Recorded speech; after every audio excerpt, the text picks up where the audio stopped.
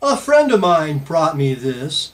This is part of a cat treadmill made by One Fast Cat. And as you can see here, it's been broken. So we're going to fix this with a little Bevis Technology.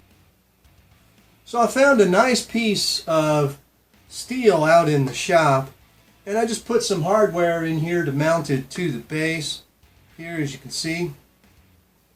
So now what we're going to do is attach it here.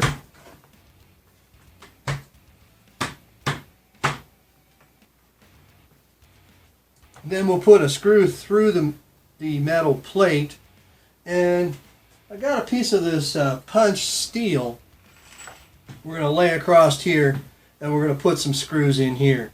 I think that's going to work with a little Bevis Technology.